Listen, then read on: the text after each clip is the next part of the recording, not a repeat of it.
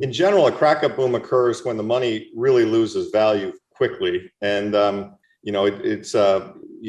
let's take a recent example, Venezuela, in the last 10 or 15 years. I mean, if the money is losing value, the price of everything defined in money terms goes up. So you can actually have people think, well, if you're going to have inflation, the stock market can't go up. And to some degree, that's true, in a traditional inflation. But when you have a crack-up boom inflation, the stock market might go up enormously because, again, stocks represent a claim on a business. And so the crack-up boom is when the currency rapidly loses value and the price of everything goes up very, very rapidly. And it occurs when the monetary authorities basically lose control of the narrative and the money supply. And they print too much money, they create too much money, they don't rein it in, they hold interest rates artificially low, all the things that we see kind of going on now. And there's some evidence, we're definitely not at a full crack-up boom stage now, but there's small pieces of evidence that we're kind of close to it. This is what I've maintained all along. When you've got one of these systems that's built on continual growth of debt and credit, you have to continue, and in a sense, it's a Ponzi. You have to continually increase the size of the numbers we're talking about. And I also had a tweet, you probably saw it, where I showed that, it showed the time it took. It took 3 or 4 years for the Fed in 2008 to go from, $800 billion balance sheet to 3+ trillion. And this time it took, we added 3+ trillion.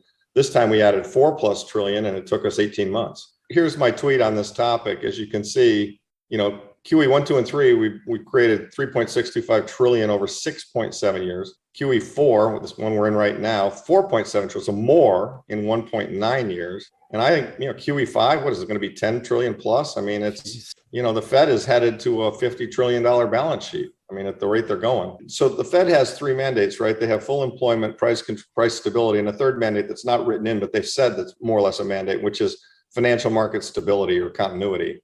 And so I'm with you. I think they have to, in order to save face and try and cool the absolutely roaring inflation that they have. I think they will probably do 2, 3, 4, 5 rate increases. And I think they will probably eventually start to legitimately do the taper that they're talking about. The unknown question is, what will happen when they do all of those things? How quickly will it be before, the Ponzi starts to seriously unravel? And we know that, and so the Fed put is the thing that represents that we will defend the markets at any cost. And so, the stock market's down 20 or 30%, the US bond market goes no bid, whatever it might be, there is another Powell pivot coming, in my view. We don't know when, though, and it might not be. Some people think, it's almost going to be immediate. My view is it's actually it might take some time, and they're trying to be serious about it this time. There's a guy on Twitter named FedGuy12 who used to work at the Fed, has done a lot of videos and so forth. Very useful source of how the Fed thinks. And they're kind of like Mr. Magoo. They just kind of stumble along until something breaks. And my sense is they're probably going to go too far on this tightening thing, and then something is going to break. And then when they say, oh my God, this is breaking, we can't have that, they're going to reverse course. And oh dear God, I mean, at that point in time, in fact, it's possible that that's the last one before we go to full collapse. Well, we've interviewed Danielle DiMartino Booth, who I know you probably follow. Yes, her I know also. her.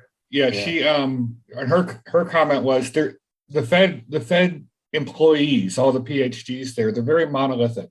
There's no independent thought within the Fed, because it's made very clear very early when you're working at the Fed, you don't rock the boat, you don't do studies that go against the narrative, or you're done.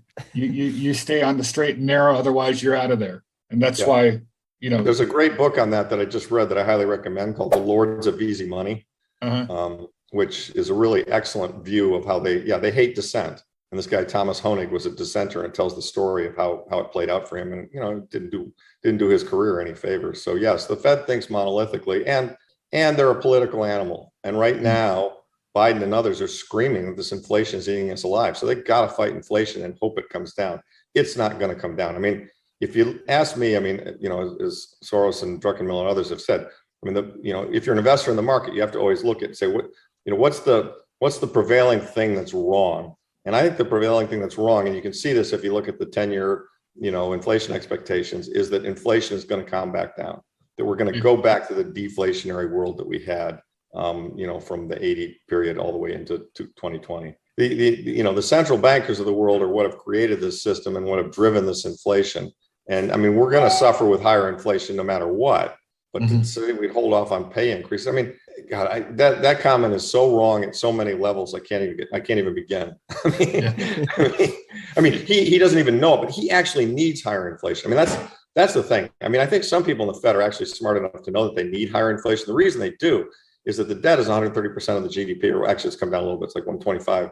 But the debt is an enormous percentage of GDP, and without inflation, there's no way we get back to any kind of a normalized, operating environment. And so they need it.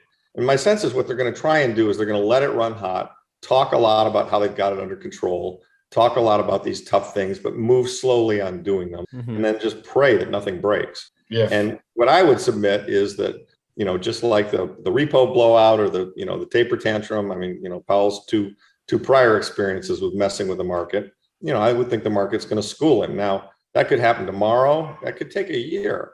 And so, one of the things I know for all of us in the sector, precious metals, I mean, it's been frustrating since August of 20. We haven't really made any money. And so you can look at that and you say, well, this really sucks. I haven't made any money in this time frame.